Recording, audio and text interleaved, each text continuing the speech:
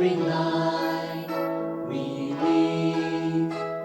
We pray for each and all to be well and safe. 24 hour metta, every minute, every second. As long as we breathe, we pray for each and all with love and kindness. Let's pause a moment, how fortunate we are, what precious human birth. May the Buddha be our guide to bring peace and love to all. Let's pause a moment to sing a song of love. We are one, we are one. May the Buddha be our guide to bring peace and love to all. May the Buddha be our guide to bring peace and love to all. May the Buddha be our guide to bring peace and love to all.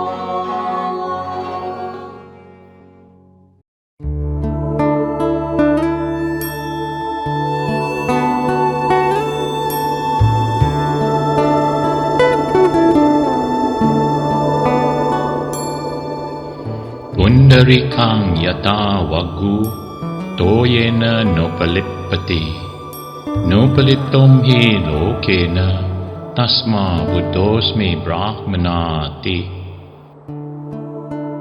Like a lovely white lotus, unsoiled by the muddy water, so too am I, unsoiled by the world. Therefore, O Brahmin, I am a Buddha.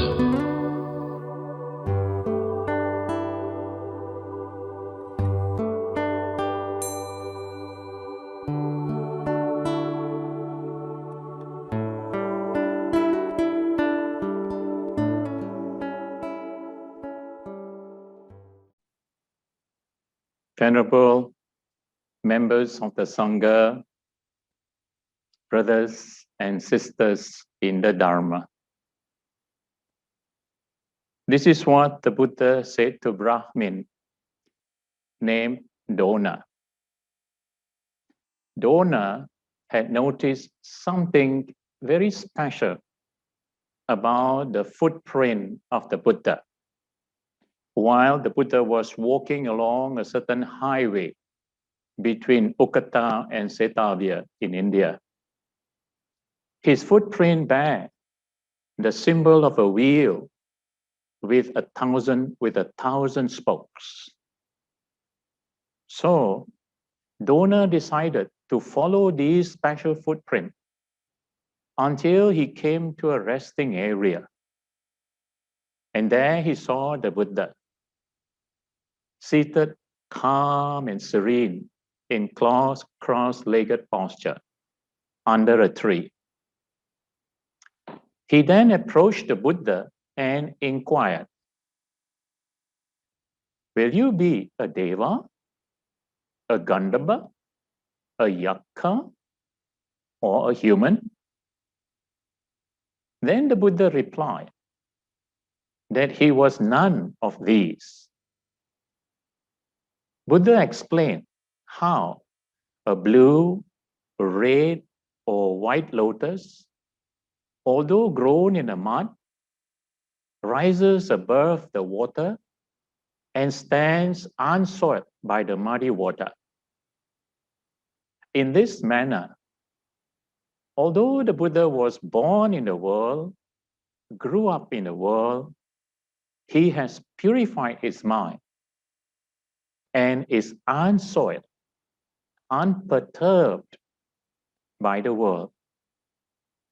He explained that he has overcome all the defilements which would have led him to become a deva, a gandhava, a yakka, or even a human. As such, he has gone beyond these things, beyond these beings, and he is a Buddha. the awakened one.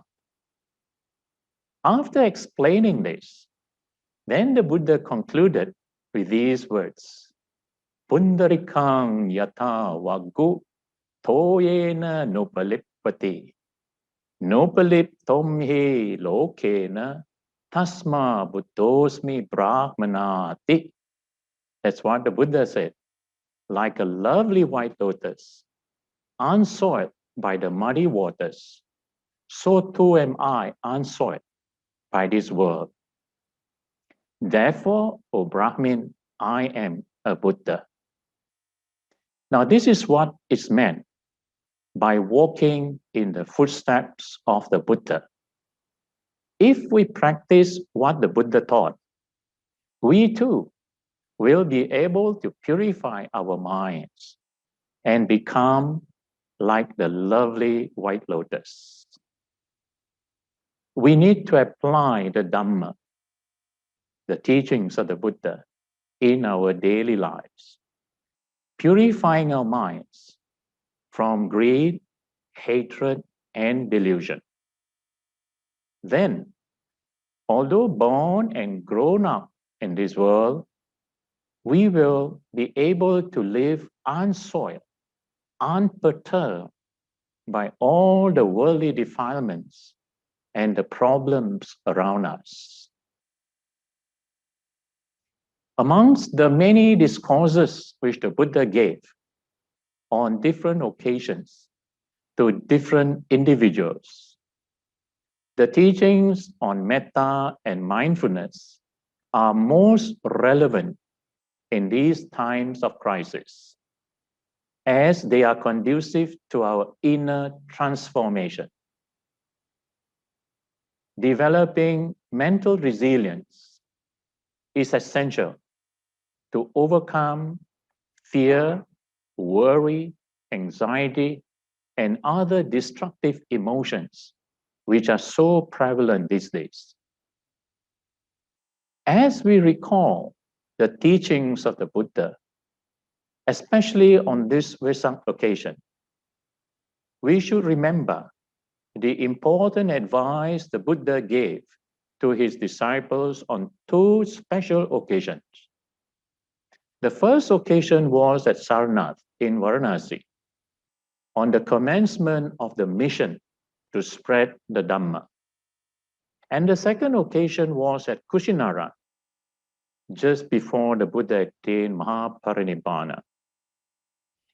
And at Sarnath, the Buddha advised the first group of 60 arahants to wander forth for the welfare and happiness of the many, out of compassion for the world, for the benefit, for the welfare and happiness of gods and men.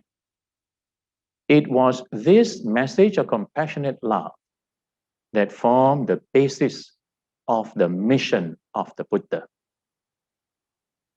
At Kushinara, after completing a successful ministry of 45 years, since attaining enlightenment at the age of 35, and at Mahaparinibbana at the age of 80, the Buddha gave his last advice, saying, Vaya Dhamma Sankara Appamadena Sampadeta. Buddha said, transient are all component things. Work out your deliverance with heedfulness or mindfulness. Therefore, whenever we recall the Buddha, we should always remember the teachings of metta and mindfulness.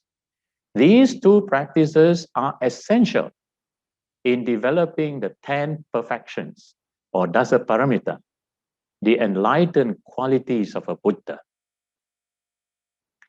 Now, the whole teachings of the Buddha is about how to overcome suffering. The suffering that accompanies birth, old age, sickness, and death. And these are all conditioned by lobha, dosa, moha, or greed, hatred, and delusion. Although all of us who have heard about Buddhism would have come across these words: Lobha, dosa, moha, greed, hatred, delusion, the three poisons, or some other similar words that you might have heard. But the true meaning and realization of these words really depends on how mindful we are with our own thoughts, speech, and body actions. It is only through mindfulness and clear awareness that we will be able to recognize these defiling tendencies, which are responsible for all the sufferings that we have created for ourselves as well as for others. All the Dhamma teachings that we have heard or we have read, they provide us with some conceptual understanding of Dhamma.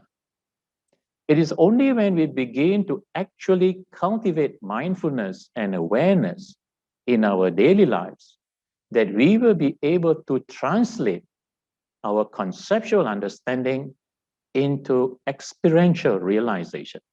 We experience it for ourselves.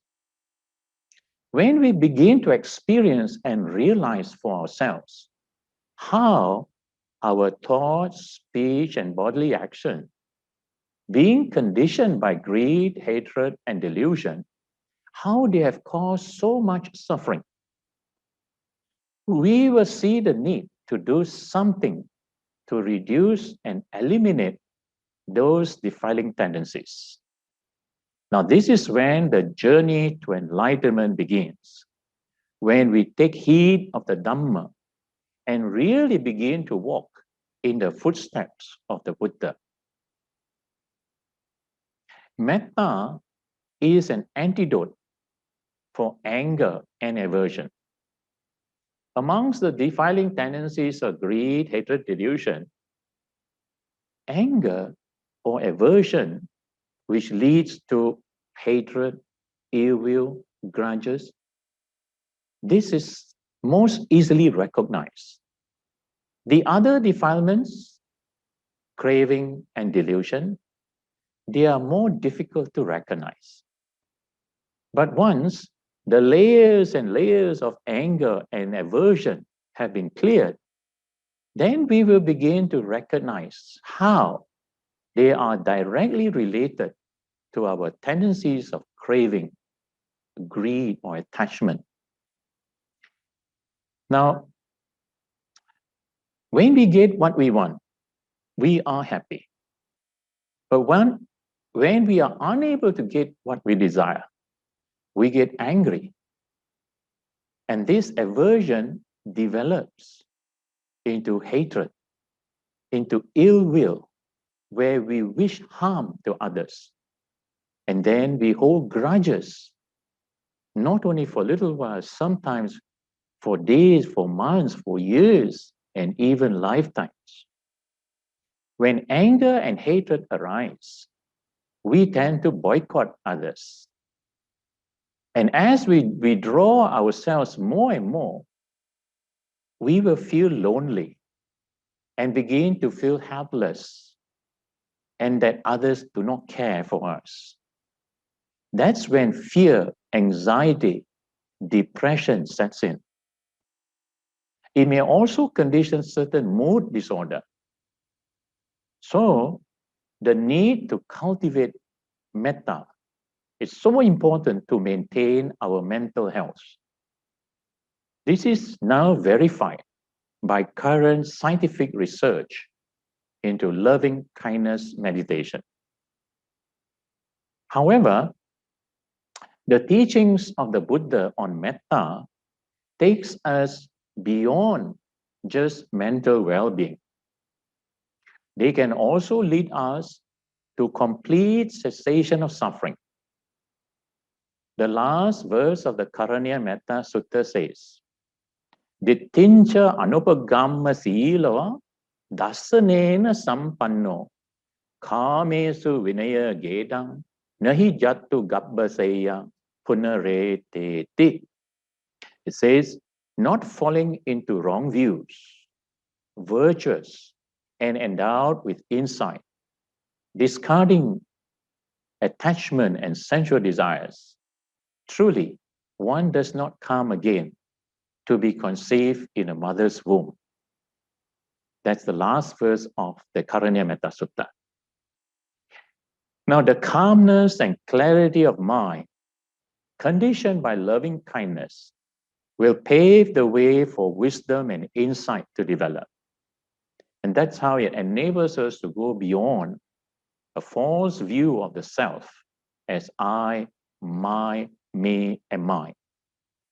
It is this false notion of the self that is the root cause of all our sufferings. In the Metta Nisangsa Sutta, where the Buddha outlines the 11 benefits of metta, but the Buddha mentioned how metta should be frequently cultivated in 8 ways until it becomes part and parcel of oneself, thereby leading to one's liberation. Buddha said, Mettaya bhikkve ceto vimuttiya. O monks, concerning the freeing of the mind through metta, asavitaya, bhavitaya, bahulikataya, yanikataya, vattunikaya, attunitaya, parichittaya, susamaradhaya.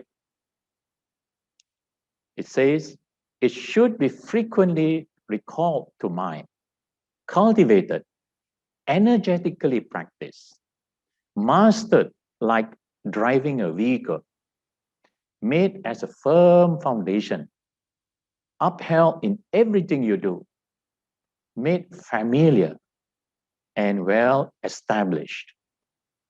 In other words, you should practice metta as a way of life rather than just as a mental exercise that makes you feel good on and off. Yeah.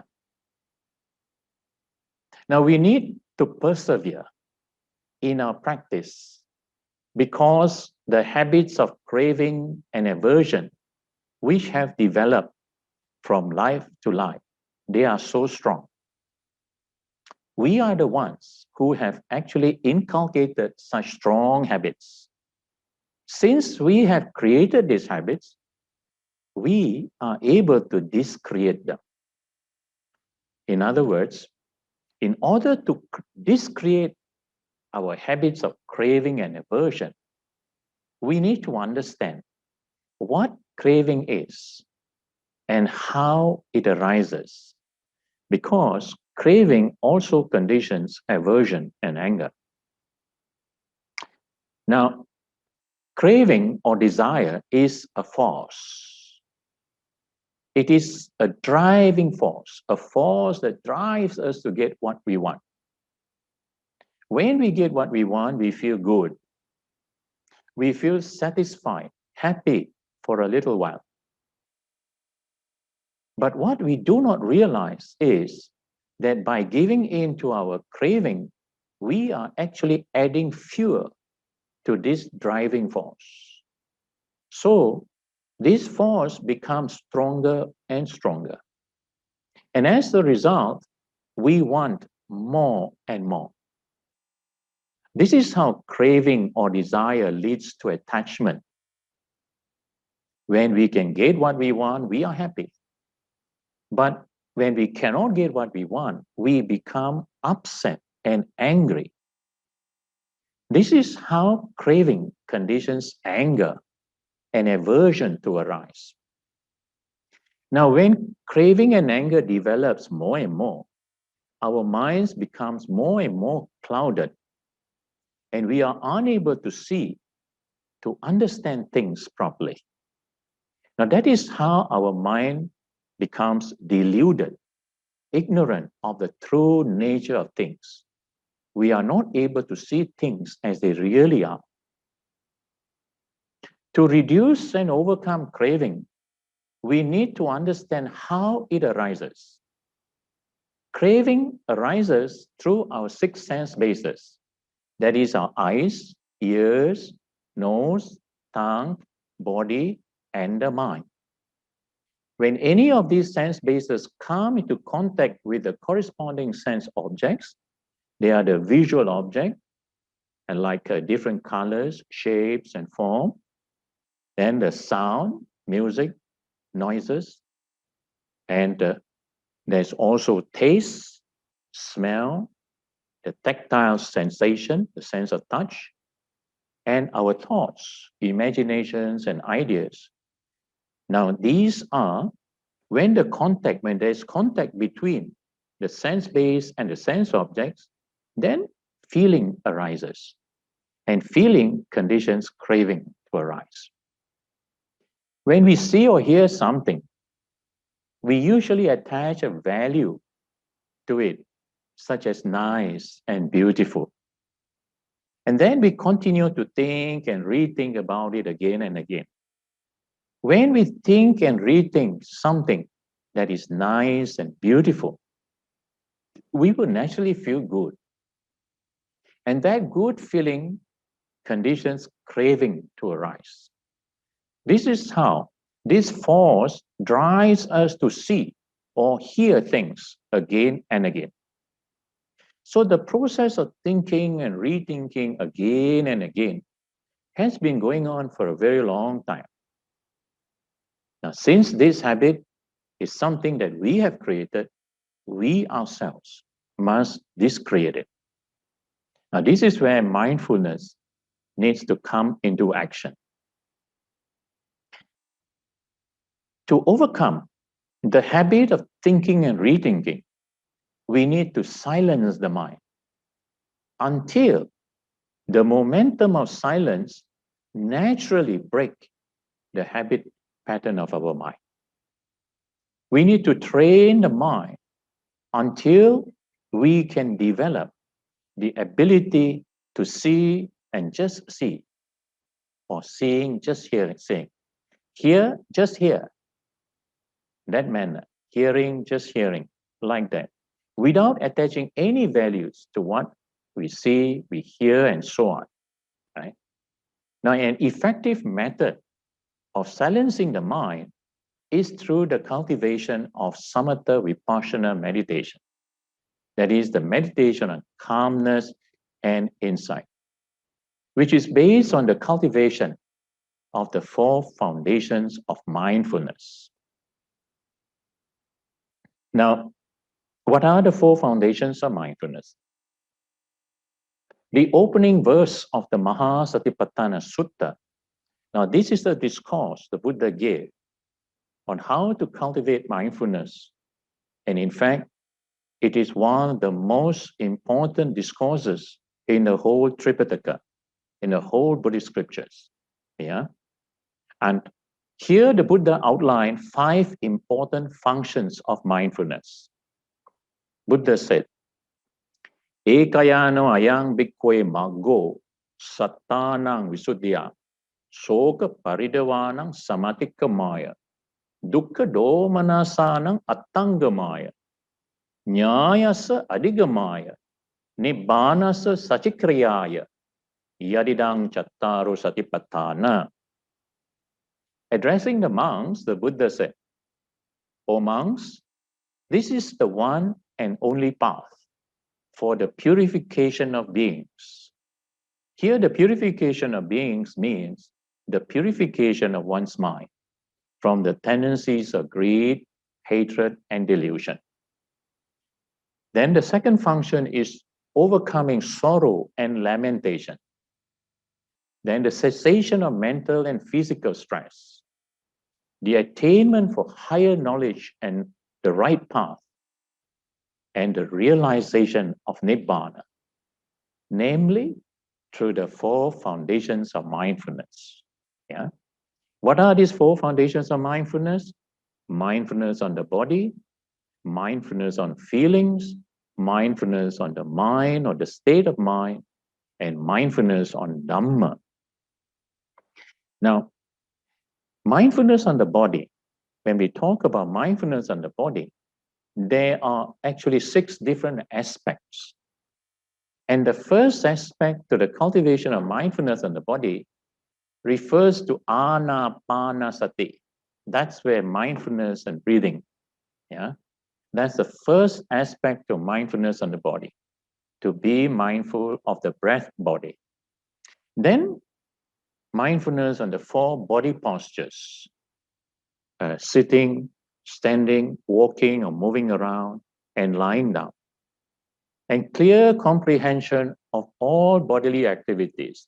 In other words, whatever activities that we perform with our body, eating, drinking, answering the call of nature, everything we are mindful so that distractions does not come in.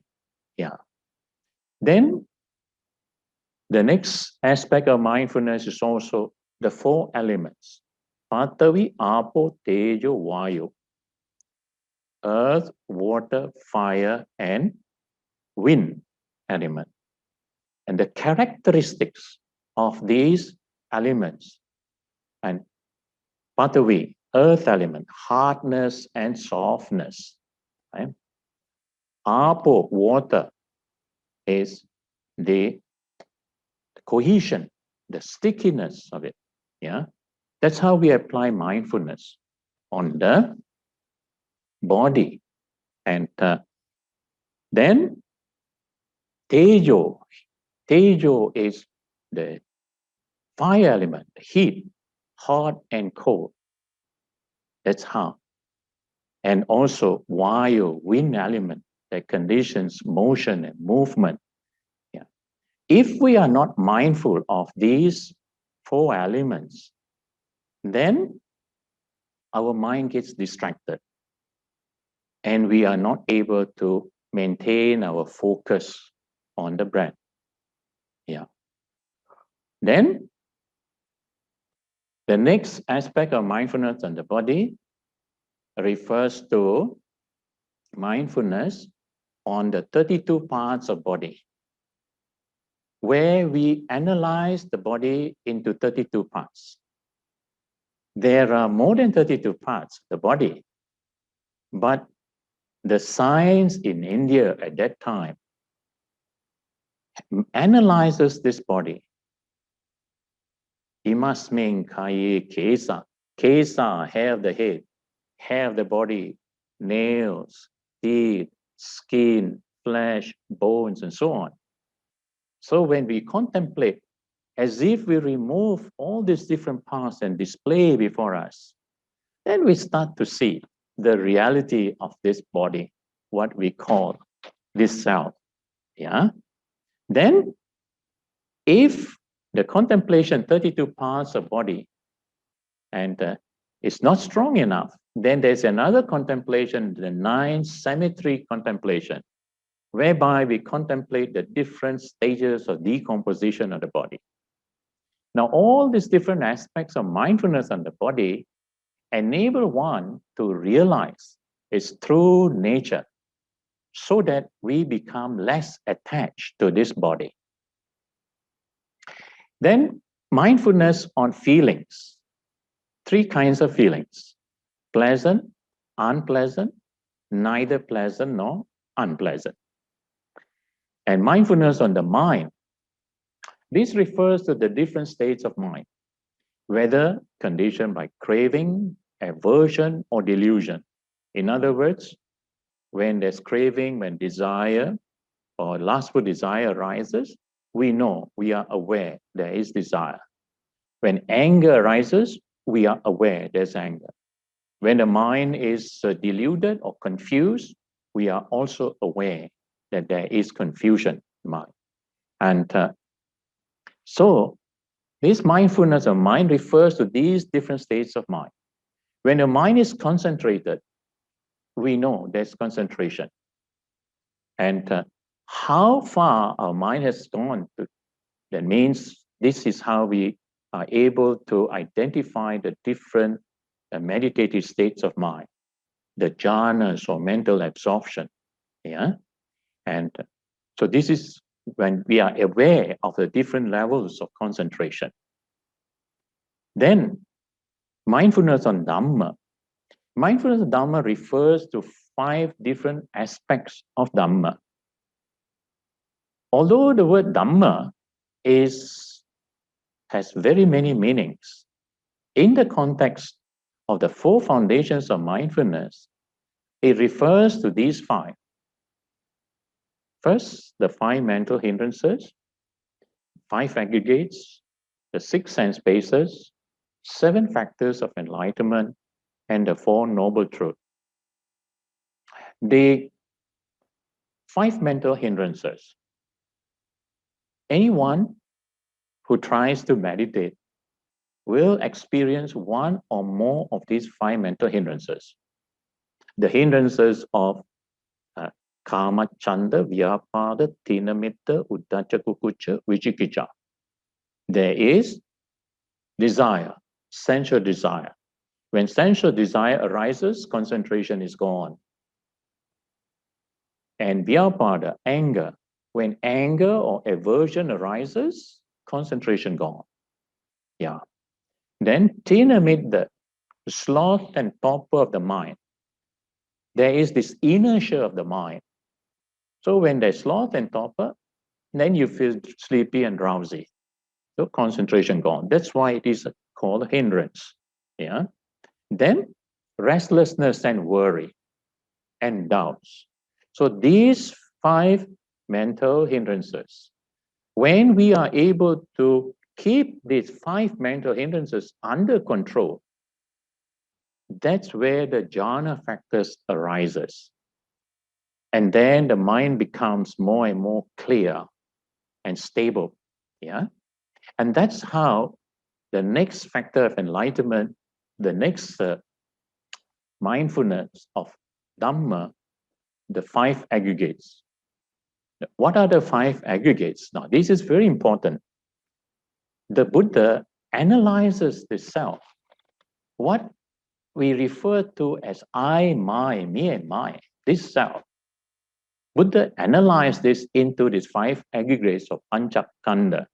Rupa, Vedana, Sanya, Sankara, Vijnana. Rupa is the form, our appearance, form. Then we have feelings. Then we have Sanya. Sanya is our perception, memories. Sankara, mental formations, the ideas and the thoughts that we create in our mind, and consciousness. And these are the 5 aggregates. And these 5 aggregates are actually constantly in a state of flux. So where there is grasping, the 5 grasping aggregates, that is what dukkha, the more profound meaning of the term dukkha. Yeah. And how does these 5 aggregates arise? They actually arise through our 6 sense bases, our eyes, ears, nose, tongue, body, and the mind. When we see something or hear something, then thoughts arises. And that's how the 5 aggregates arises.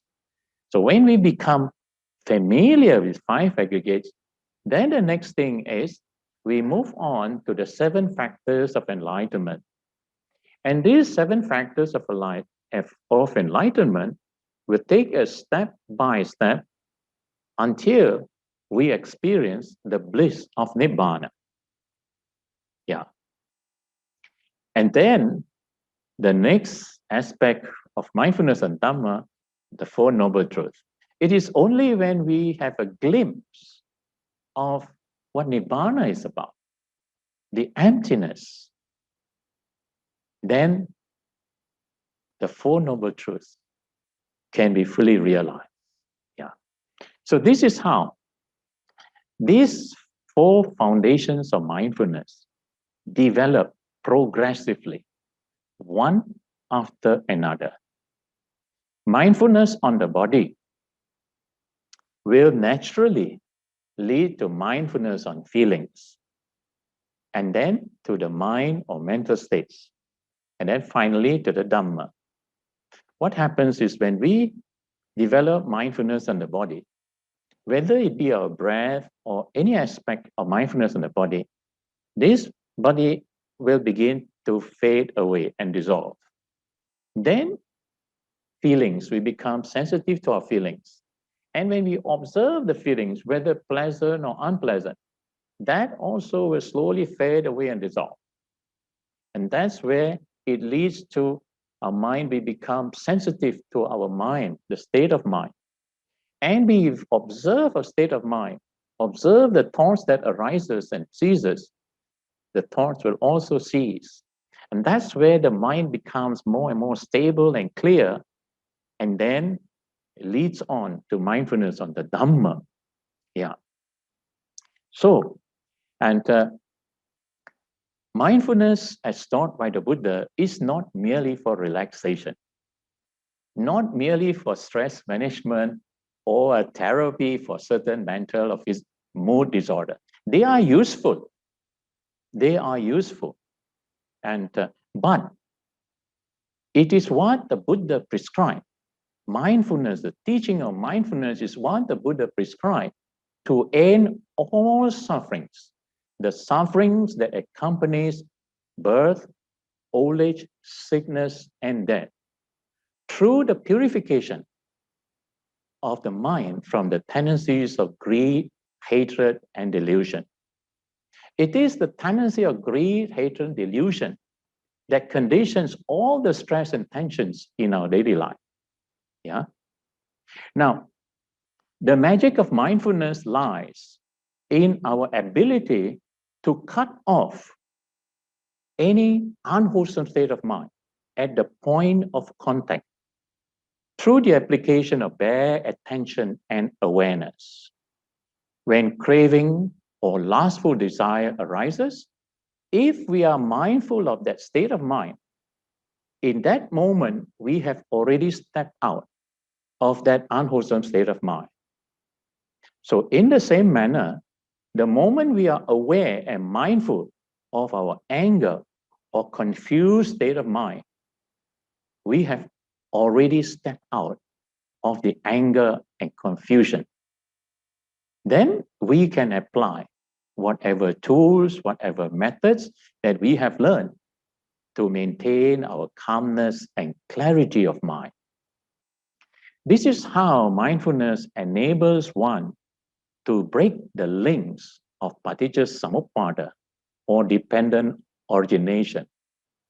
Dependent origination explains how suffering arises and how suffering ceases.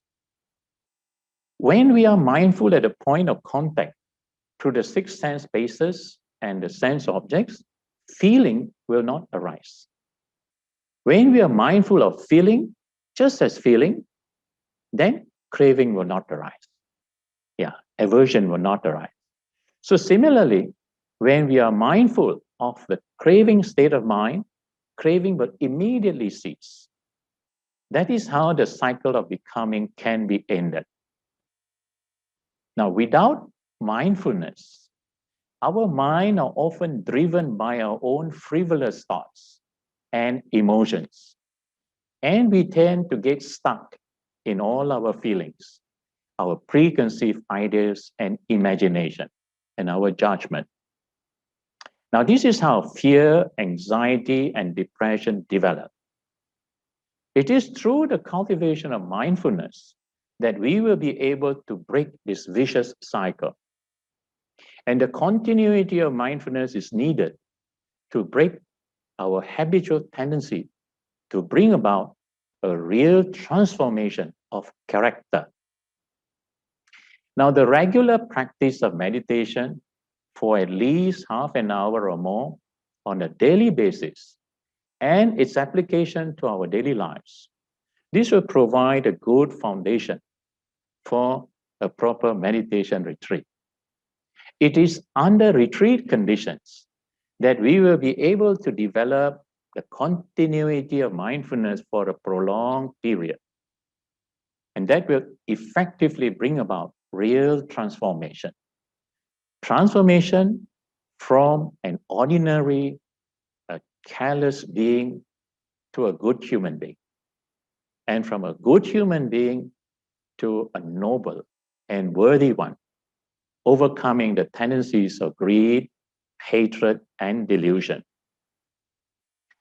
Now, although the texts and commentaries on Satipatthana Sutta outline all the details of the cultivation of the four foundations of mindfulness, in actual practice, with proper guidance, when one is able to develop the four jhanas through the cultivation of the first aspect of mindfulness on the body, that is namely anapanasati, our mindfulness on breathing in and out. And this is how when we train our mind with anapanasati, our mind can develop the different jhanas. And one does not need to go through all the details step by step. Once the four jhanas have developed, mindfulness on feelings and the mind is naturally included. Entering the first jhana, one overcomes the unpleasant feelings associated with the prolonged sitting.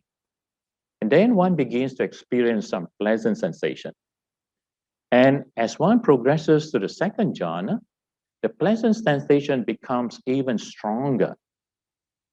And in the third jhana, the pleasant feeling becomes very subtle and begin to fade away.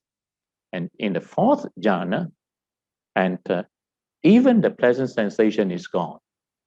So as we train our mind in these four jhanas, we train our mind to overcome not only the unpleasant sensation, but even the pleasant sensation we don't cling on to.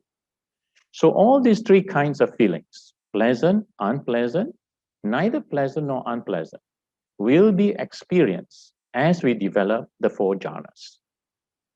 That's why in a Noble Eightfold Path, the Samma Samadhi, or right concentration, refers to Patama, Dutiya, Tatiya, Chaturtha jhana, first, second, third, and the fourth jhana. That's how we develop right concentration. Yeah. Now, with proper guidance, one will be able to differentiate the different state of mind as one progresses through the various levels of concentration. When the mental hindrances such as craving, aversion, sloth and torpor, restlessness, worry, doubt, when they are at least temporarily checked, only when these five mental hindrances are subdued, then the jhana factors, vitaka, vichara, piti, sukham, ekagata arise. Vitaka is the applied thought. When we tell you to bring your attention to your breath, that is vitaka. And then we tell you to keep your attention on the breath. That is vichara. And if you are able to maintain your attention on the breath for a longer period of time, then piti sukhang will arise. Then you have the joy and the bliss that will arise. So, in this way, the development of the four jhanas effectively prepares one's mind to cultivate mindfulness on the Dhamma. And the development of mindfulness on Dhamma in all its five aspects, the five mental hindrances, five aggregates, six sense bases, the seven factors of enlightenment, and the four noble truths.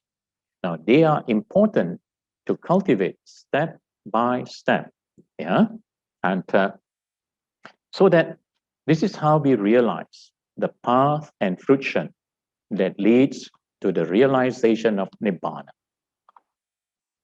The cultivation of the four foundations of mindfulness essentially constitute meditation, practice of samatha vipassana, calmness and insight. Samatha is the calmness and tranquility aspect, which involves the development of the jhanas.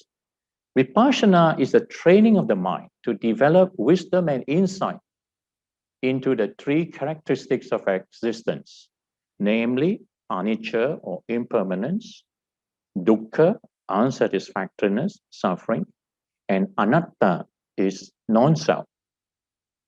Now, they are not two different kinds of meditation. Samatha vipassana actually complement one another. Yeah.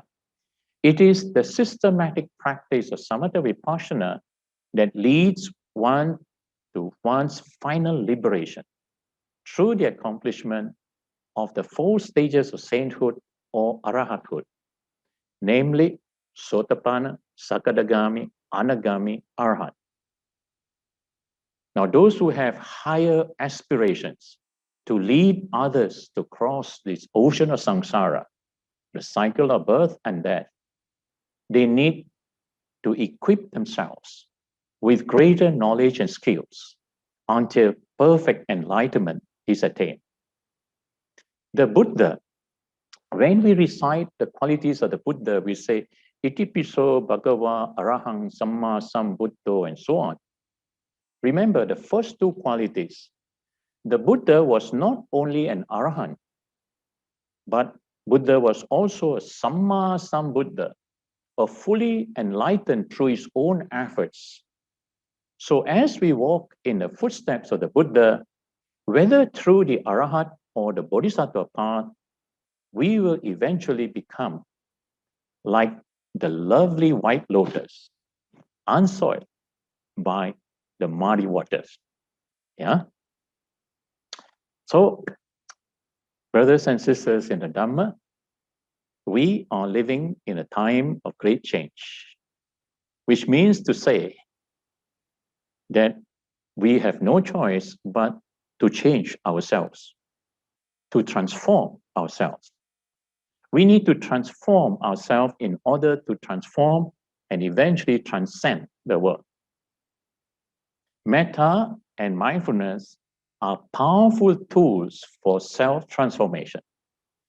Transformation is essential in order to develop the wisdom and insight that will enable us to see things from a different perspective and to have greater acceptance towards this rapidly changing world.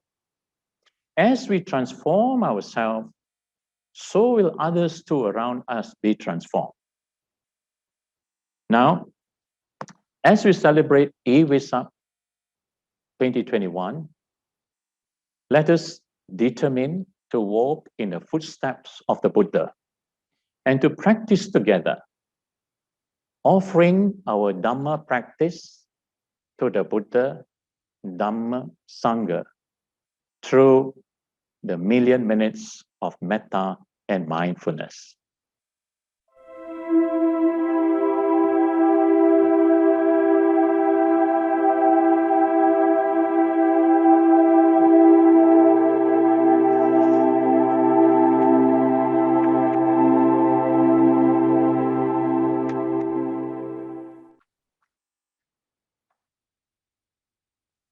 Million Minutes of Metta and Mindfulness is an initiative to connect all our Dhamma brothers and sisters to practice together, to alleviate the effects of COVID-19 pandemic on an individual and global level by transforming ourselves through the practice of metta and mindfulness. Then we offer this practice to the Buddha, Dhamma, Sangha and invoke their blessings, guidance, and protection for a swift end to this current crisis. The practice of metta and mindfulness in your daily activities will bring about a positive transformation within yourself by reducing the tendencies of greed, hatred, and delusion. And these are the root cause of all our fear, worry, and anxiety, and also all the stress and tensions in our lives. So this will enable us to face the challenges of our time. As we transform ourselves, so too will others around us be transformed. This is how we'll be able to contribute to peace, harmony, and stability in the family, society, nation, and the world. Self-transformation is about change, not just small changes, but they are big changes. They are lasting change in our habits and attitude to life. Transformation takes place when we reach a certain critical point. Just like water, water needs to reach a certain critical temperature of 0 degrees centigrade and to be transformed to ice. So in the same manner, for transformation to take place within ourselves, we need to build up our practice in order to reach a critical point in terms of wisdom.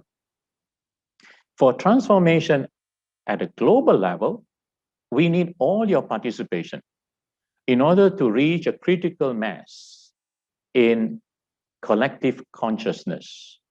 This will bring about a swift and a positive change to the critical situation that we are facing with COVID-19.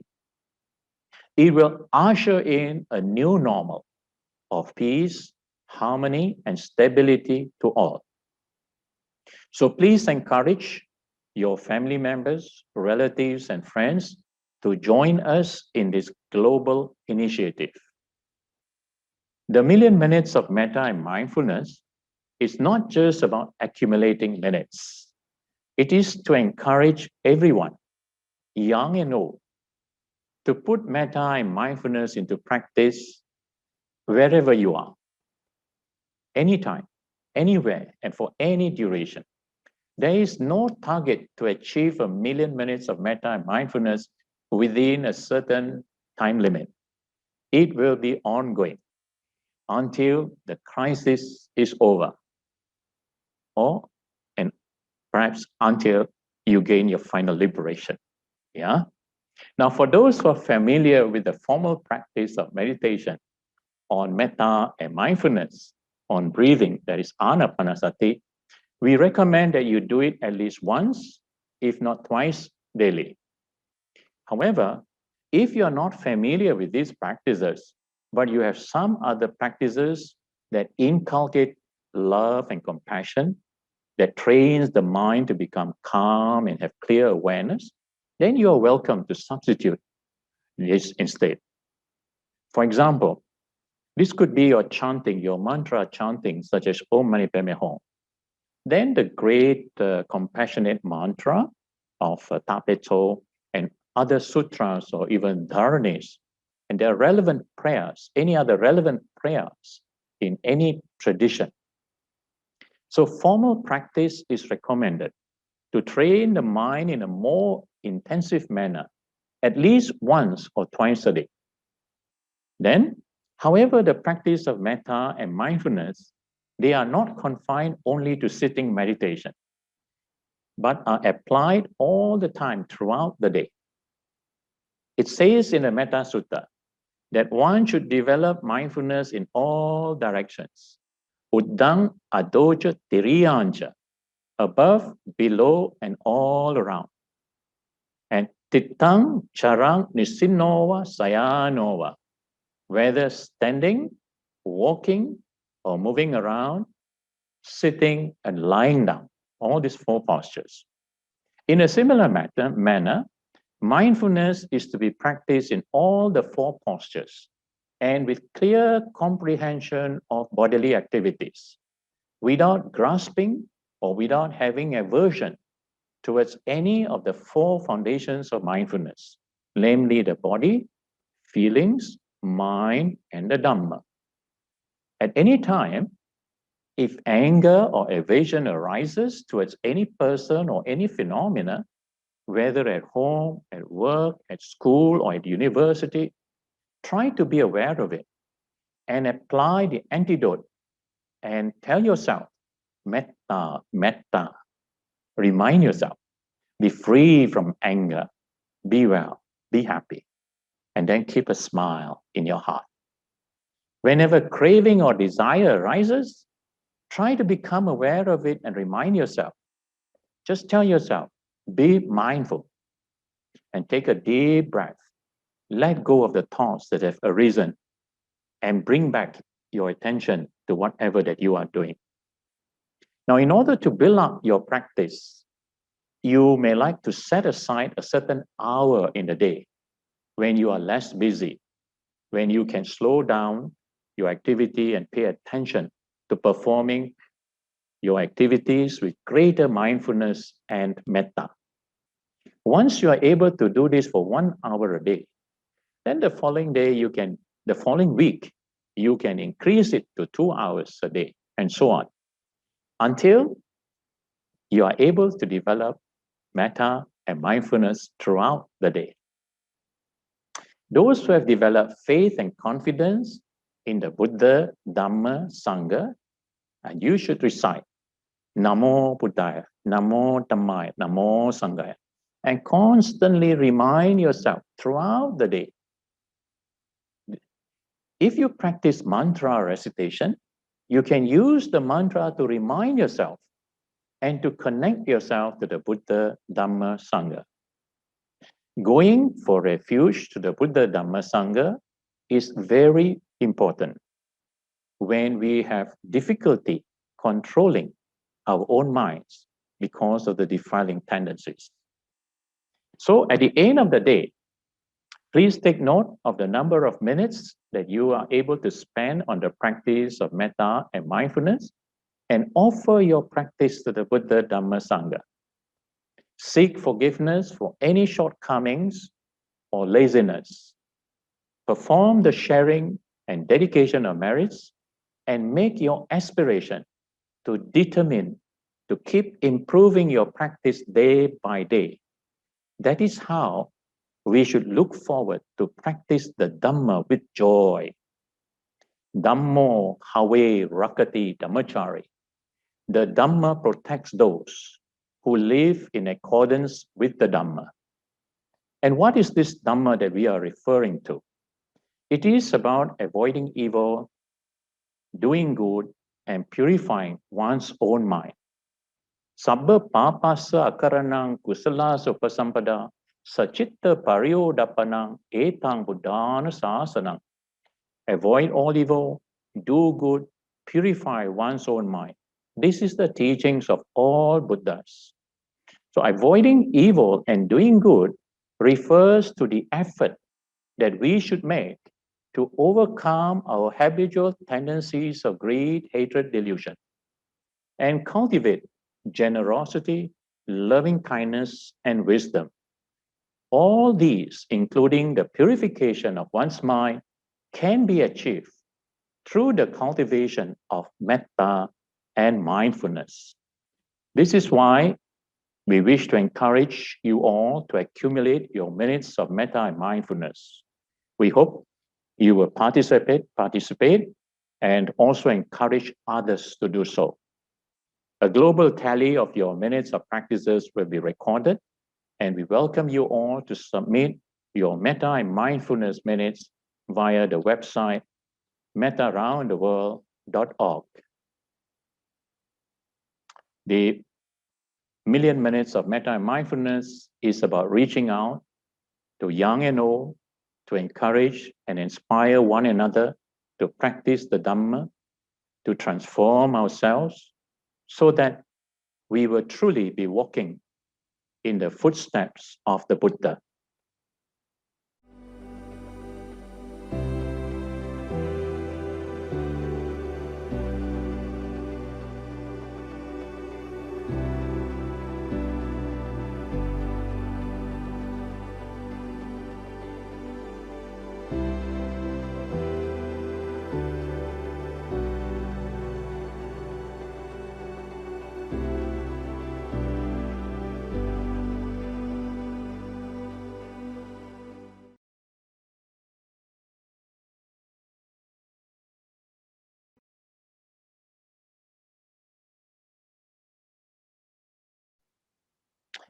Let us now conclude this session with a few minutes of sitting.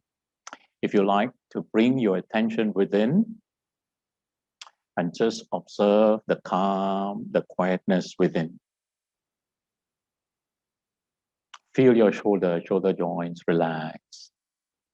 And you may choose to close or half close your eyes. Bring your attention within. Observe the calm, the quietness within.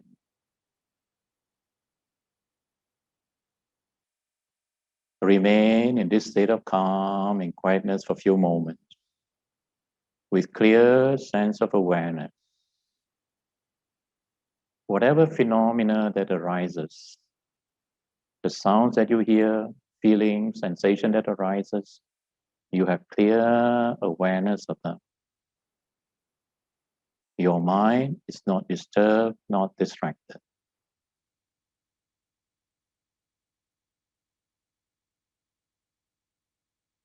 In this state of calmness, you will commence the practice of metta, wishing yourselves to be well and happy. As you wish yourselves be well and happy, feel a sense of wellness and keep a smile in your heart. Be free from anger, free from enmity, from hatred and grudges, free from suffering, from fear, from worries, from anxieties, and just dwell in calm and peace.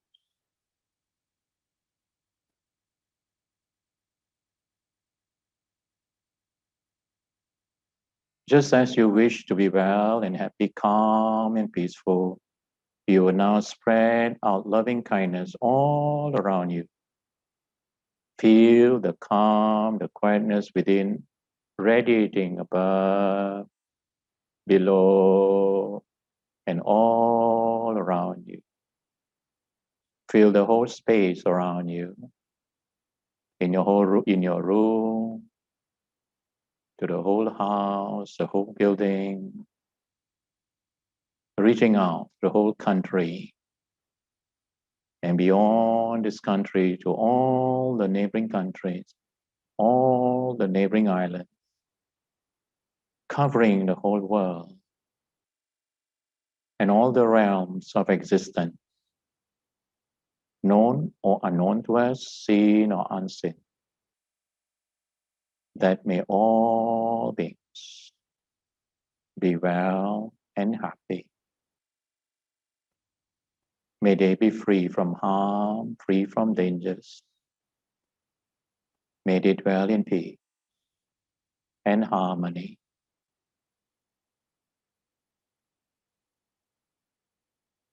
Let us spend a few moments in silence on this occasion of Vesak. Let us connect with all Dhamma brothers and sisters, wherever they are.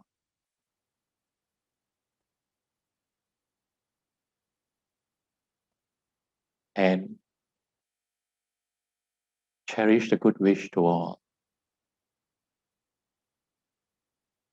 that all suffering beings be free from suffering. Those in sorrow be free from sorrow. Those in fear and dangers, may they be free from fear and dangers. That may all beings be well, be happy.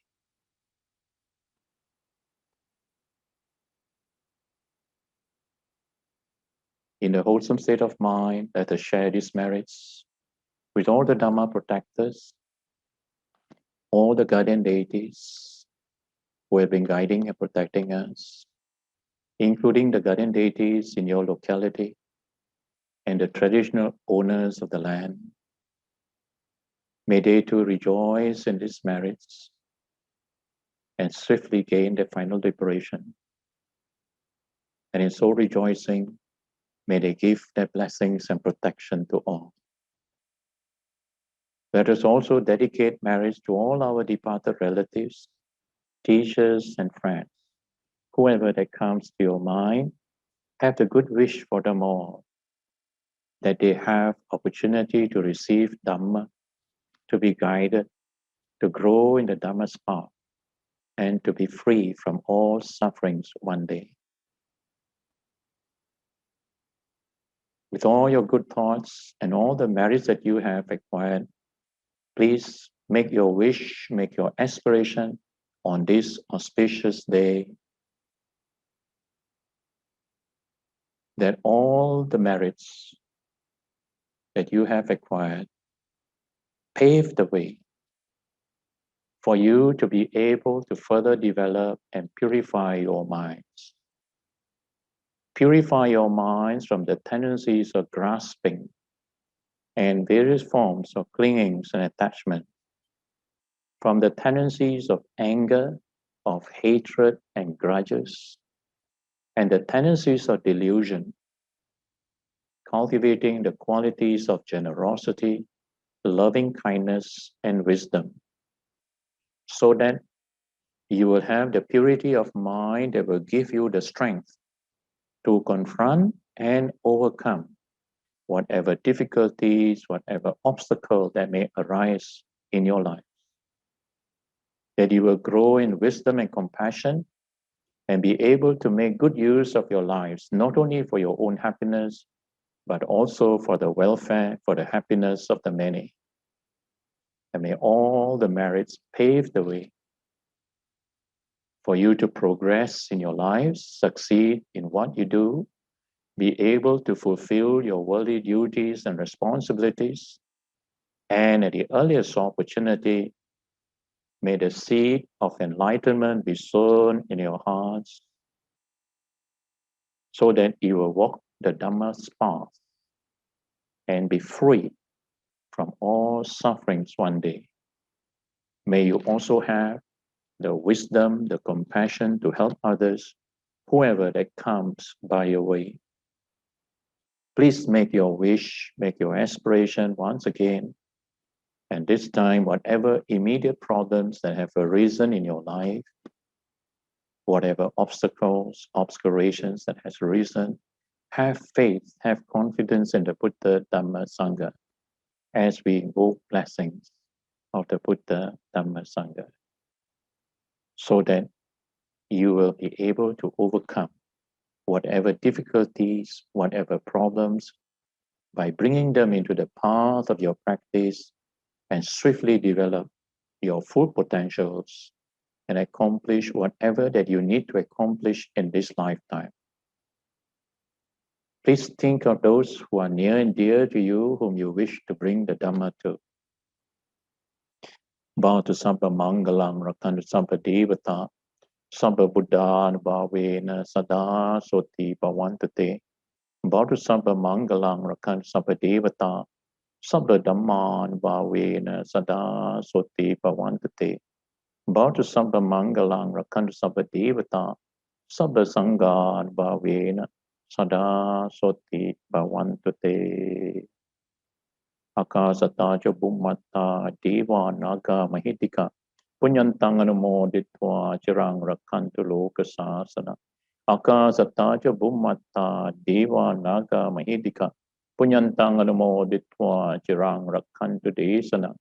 Akasata Bummata Deva Naga Mahidika Punyantang Anumoditwa Chirang Rakantu Mangparanti. Idang me nyatinang hotu sukita hontu nyatayo. Idang me nyatinang hotu sukita hontu nyatayo. Idang me nyatinang hotu sukita hontu nyatayo. Abhivadana sirisa nichang vada pachayino. Chataro dhamma vadanti ayu vano sukhang balang. Ayura rogya sampatika sampati mevacha. Ato nibbana sampatti iminate samejatu.